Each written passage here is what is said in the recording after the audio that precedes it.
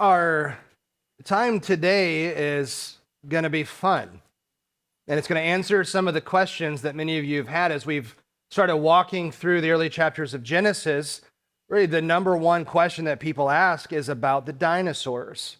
What about the dinosaurs? Well, they exist. There you go. 1, 2, 3, go team. Yeah, that was easy. So just this last week, my youngest son, Jonah, goes to a gifted high school in Urbana on campus at U of I. And this week, he and his friends were having a conversation that his friends prompted, not him. They know he's a Christian. He's certainly in the minority there. It's quite a diverse crowd up on campus at U of I. And one of the few Christians in the school, and they were talking about whatever they were talking about, and one of them turned to him and said, "You're a Christian, right?" He goes, "Yep." He goes, "So, do you guys, believe in dinosaurs?" And Jonah goes, "Yeah? What do you do with all the ones we've dug up?" But therein lies some of the views about Christians, right? We're science deniers. We don't deny the fossil record. Oh no, that's not real. Look at that skeleton. That's not real. I mean, how goofy. We take a different interpretive lens on those than some others would. So yes, we believe in dinosaurs. And we're going to talk today about dinosaurs and dragons. How exciting is that? Not something you normally get to talk about in church. We're not playing Dungeons and Dragons? No, but we're going to talk about them both because they are the same creatures.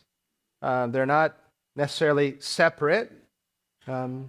So in Job, the chapters we're going to look at in particular are speeches from God. So Job endures all the horrific things about his life in the early chapters of Job. And he's in this terrible place and mourning and lamenting, and he's suffering. And then his three supposed friends come, Eliphaz, Bildad, and Zophar, and they offer speeches to him. And that's what the vast majority of Job is those friends will give each a speech, and then Job will respond in a speech, and they just kind of go back and forth for 40 chapters. Well, at the end, and their speeches to him are pretty much saying, "Job, you've gone through this suffering because you're a sinner and God is punishing you," which is not true. And Job defends himself. But at the end, Job decides he's going to call God to account for the suffering that God has allowed into his life. So, God, come down here. Let's talk about what you've done to me. Doesn't really work out well for Job because God shows up and offers his own speeches. And you need to read them in their entirety. The last several chapters of Job, they are hilarious. As God tells Job, "Brace yourself like a man. I have some questions for you." Never a good day when God says that to you. And Job has to endure all of these questions from God, questions that we're going to look at. And after this first round of speeches, the Bible tells us Job covers his mouth and says, "Surely I spoke in ignorance." And then God unleashes round 2 on him and brings out even more against him. And at the end, Job comes to a place of utter humility and says, "You can do whatever you want because you're God. And it is not my place to stand and question you." And how God does this, leads him to this point, is by asking him questions about creation, about the world, about the universe. "Job, were you there when I did all that? When I spoke the universe into being? When I told the oceans, you can come this far and you can't come any further? Were you there when I set all that stuff up?" Well, nope. Then shut your face. I mean, that's like a paraphrase. That's not in the original text. So through these questions that God asked him, we discover a lot of information about the natural world, about the created world, as God uses his created world to teach Job some lessons. So let's learn the same lessons and learn about the natural world as God asks him questions about all these different animals that are listed back and forth and back and forth. But two of the animals listed in particular, Behemoth and Leviathan, are the ones we're going to center our attention on and their description. They sound quite fantastical to modern ears, and understandably so, to the point where some would say they're obviously mythological. These aren't real creatures, but that makes absolutely no sense, because all of the other creatures that God speaks are real creatures. It wouldn't make any sense, it wouldn't help Job at all if he said, consider unicorns. Well, I can't do that. I don't understand what that is. So these are in a list of all very real animals, and we get to read their description of what it's like. So here's what I want you to do first. I'm going to give you a minute. I want you to scan through Job chapter 39. And I want you to make mental note of all of the animals that are listed in Job 39. Take a minute and do that.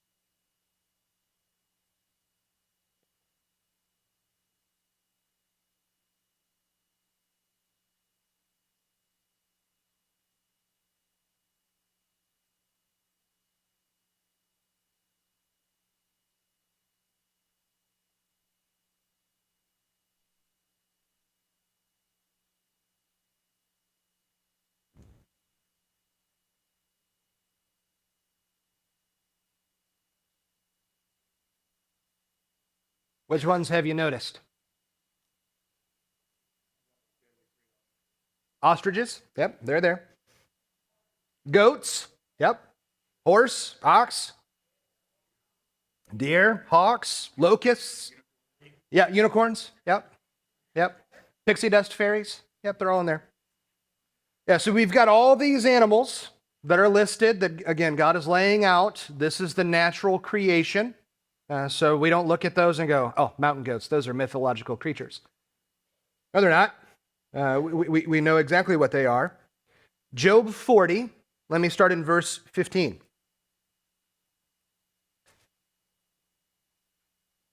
Behold now Behemoth, which I made along with you.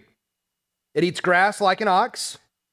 Behold now its power in its loins and its vigor in the muscles of its belly. It hangs its tail like a cedar. The sinews of its thighs are knit together. Its bones are tubes of bronze. Its limbs are like bars of iron. It is the first of the ways of God. Let its maker bring near its sword. Surely the mountains bring it food, and all the beasts of the field play there.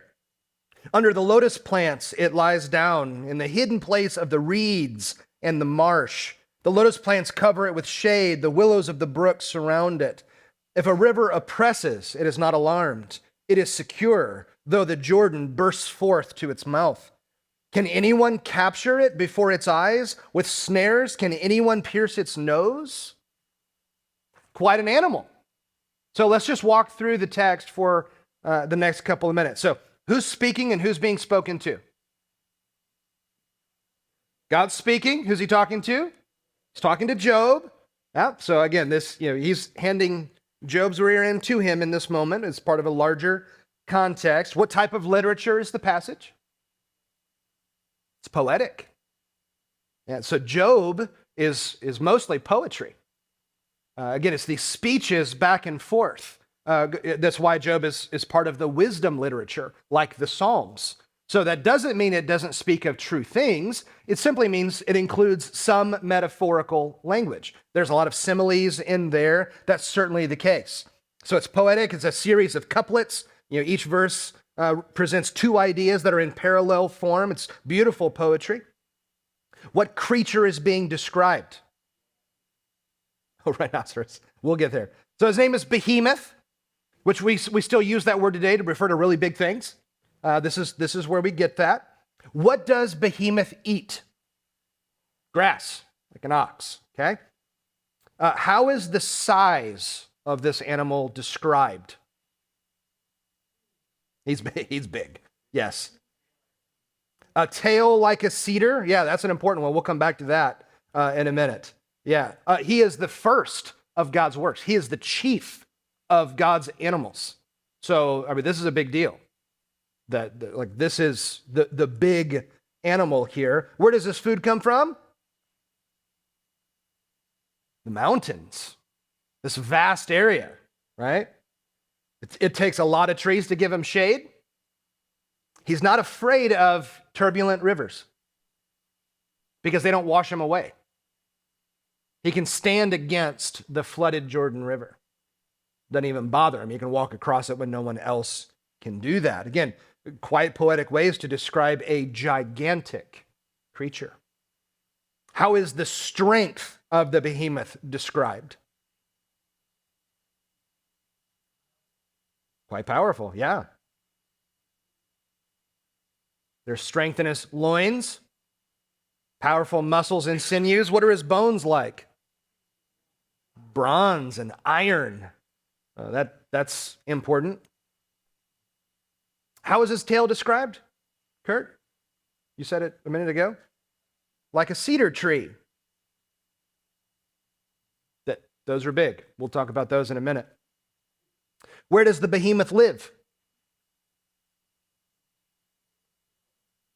Kind of sounds like a swampy land, doesn't it? Under the lotus trees, willows, rivers. Yeah, so there's kind of almost like this marshy, swampy sort of area that it would live in. Who is able to subdue Behemoth with a sword? Only God, only his maker. No one can defeat this animal except for the one who made this animal. So if you had to talk about the main point of the passage, what's the main point?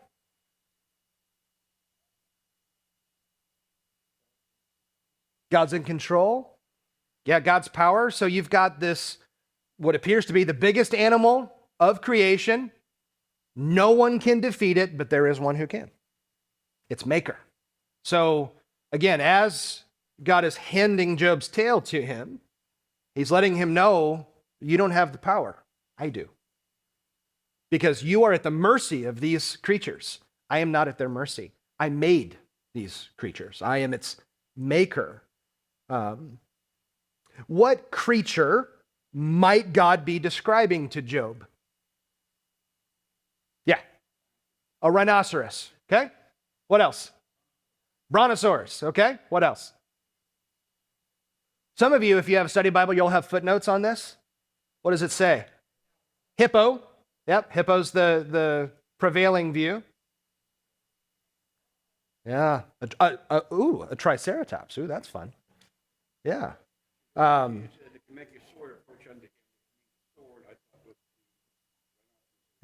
yeah, I mean, you can certainly take it that way. The two traditional ones today are hippo and elephant because they're the biggest land animals that we have. So that would make sense that people would do that. See, this is part of the problem, isn't it?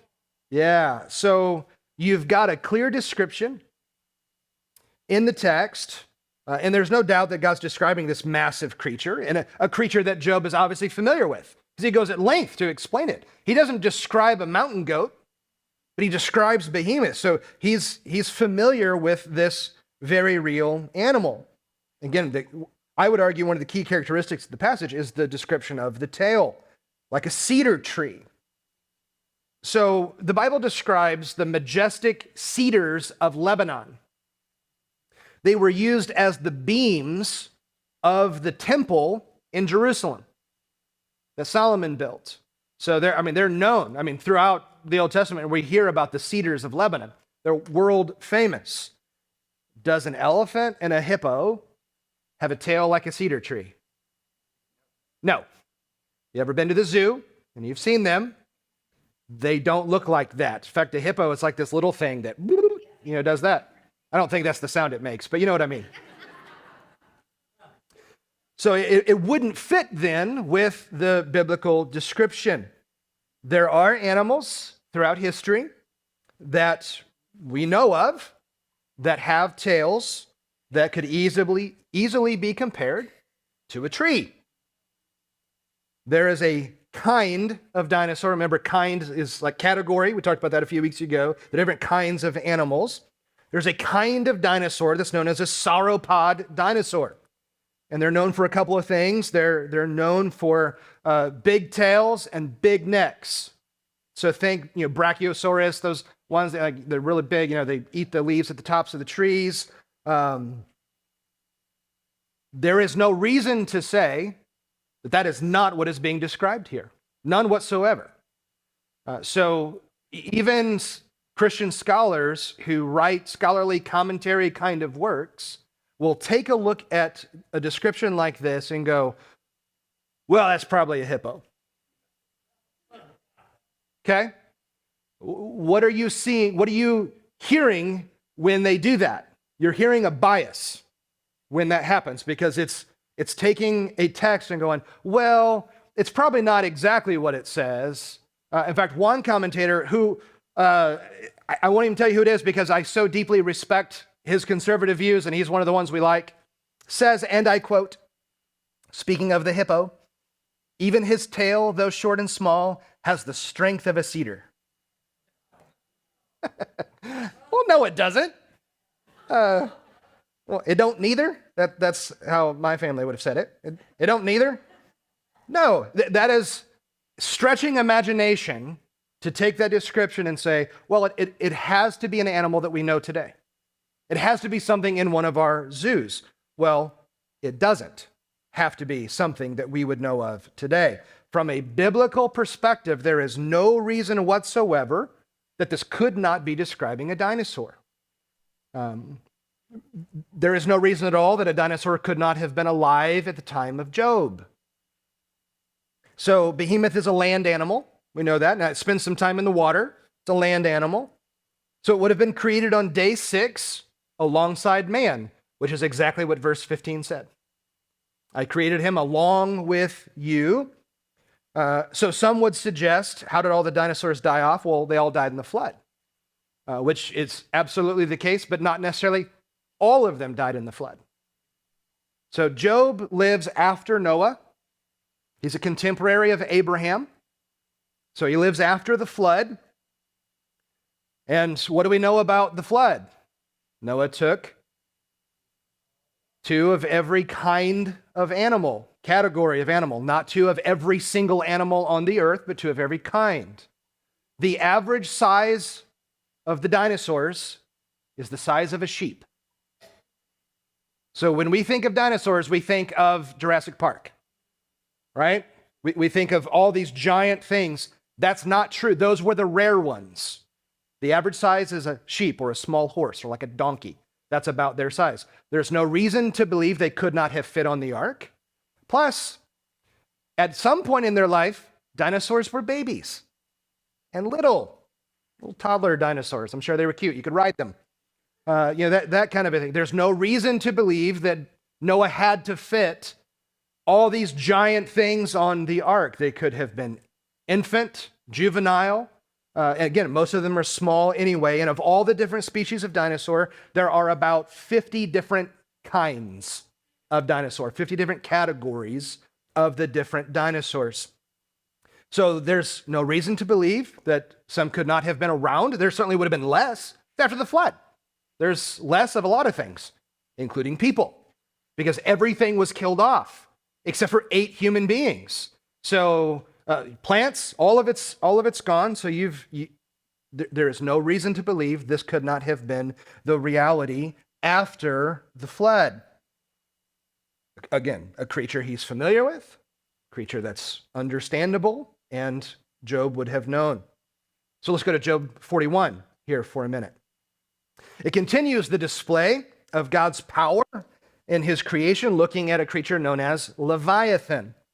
So we're not going to read the whole passage, so let me encourage you later to do that, all of chapter 41.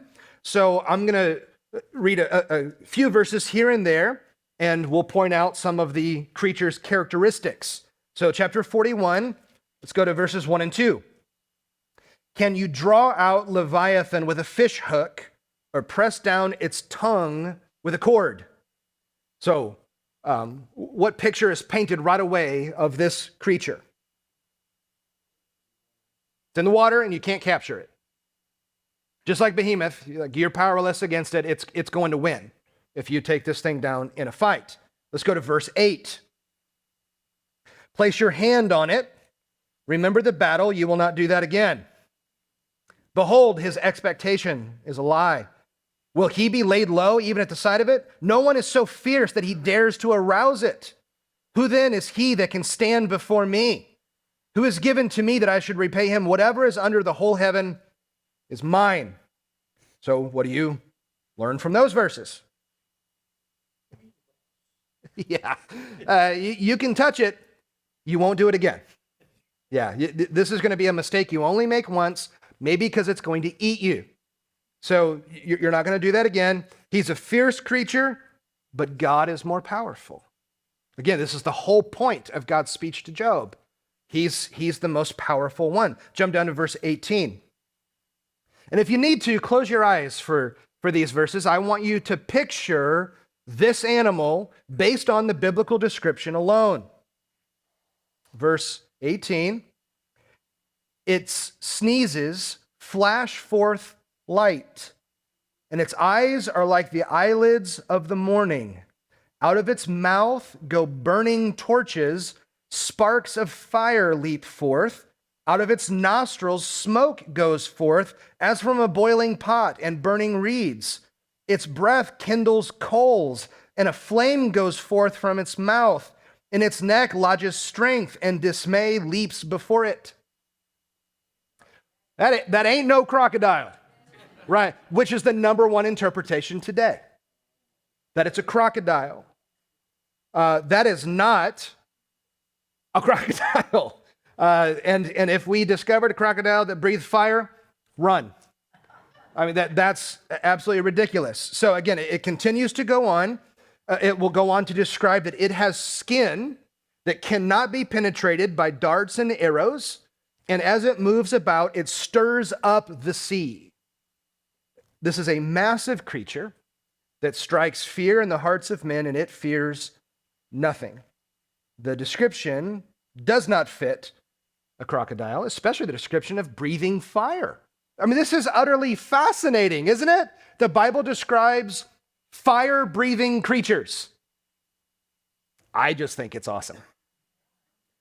So, is there reason to doubt that God is describing a massive fire-breathing creature? No.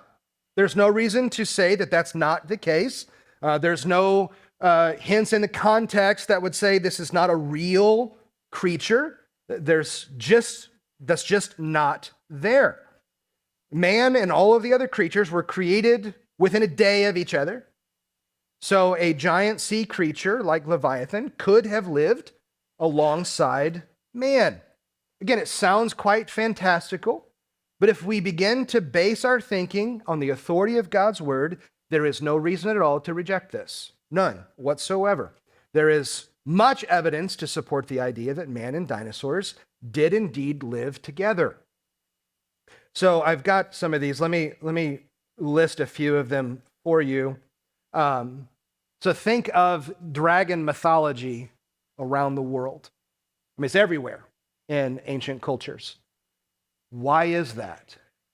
How is it that cultures disconnected from one another in various parts of the world, separated by eras of history, how are they all having the same myths of the same creature? How is that possible? Well, could it be they're referring to actual animals, not this mythological thing? And the Europeans are the ones who called them dragons. They're not known as dragons around the world. Europe called them dragons. We would simply argue they're dinosaurs. And they were called dragons before they were known to be dinosaurs. That's it. So let me give you a few historical accounts. There's this ancient Sumerian story that dates back to about 2000 BC that tells of a hero named Gilgamesh who went out into the forest to chop down cedars in a remote forest. He encounters a huge, vicious dragon and he kills it, cutting off its head as a trophy. When Alexander the Great, 330 BC, when Alexander the Great and his soldiers marched into India, they found that the locals worshipped huge hissing reptiles that they kept in caves. China is renowned for its dragon stories. Dragons are prominent in Chinese pottery and embroidery and carvings. The story of St. George, which you should look up this story later, it's very popular in England, tells of a hero who went out and killed a dragon who lived in a cave. In the 1500s, in a European science book known as Historia Animalium, listed several living animals that we would call dinosaurs today. Ulysses Andronicus, I think that's how you pronounce his name, was a well-known naturalist in the 16th century. He recorded an encounter on May the 13th, 1572. We have it in his journals. Near Bologna, Italy, between a peasant named Baptista and a dragon whose description fits small dinosaurs that we've dug up. And the peasant killed the dragon. How cool that is. So none of those references would use the word dinosaur. And we wouldn't expect them to, because the word dinosaur wasn't coined until 1841. That was never the word used to describe them. So think of all the modern, the historical Bible translations, the King James in particular, published in 1611. The word dinosaur was not a word in 1611. So that came along after the bones of these great creatures were unearthed. Before that, they were called dragons. They're simply dinosaurs. So some of the Hebrew words that are used translated dinosaur a number of times. So there is no reason to believe that the majority of dinosaurs are killed off in the flood, which is why we have, again, this consistent layer of sediment around the world where they're found in. And those that survived did so on the ark, but over time, they went extinct, like animals do every single year on planet Earth. There is no reason to believe that that is not what happened. So again, though we are accused at times of being anti-science or science deniers or whatever, our authority is Scripture, not to the ignorance of science or the fossil record or anything like that. We simply go to the text, and this is what it says. Well, we think that's what it means. And we read of these creatures and go, oh, well, the dots begin to connect in our heads. And, one of the things, what about, carbon dating? And you date these fossils and they go back, millions or billions of years and whatever it might be. Carbon dating is absolutely a scam and nothing more. They date the rock by the fossils they find in it. They date the fossils by the rock that they find it in. We call that circular reasoning. They can never be wrong. It's a wonderful gig if you can get it.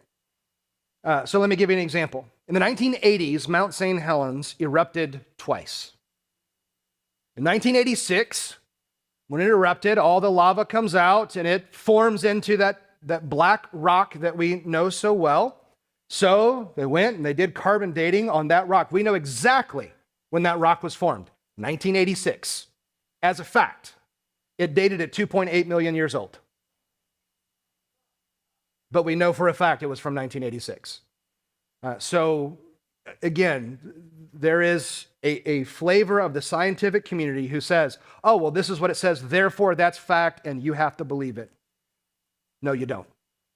It's right and good to question and begin to poke holes in those things. So we read about these great creatures. We read about this stuff in Scripture.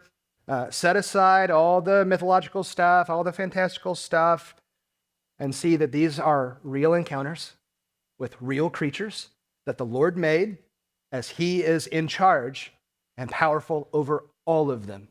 That's the whole point. So, you've got some questions for your homework. Hope you enjoy that. Again, there are some resources out in our bookstore that will help you with some of this dinosaur stuff. If you would like to know more, there is information to be had. 1, 2, 3, go team.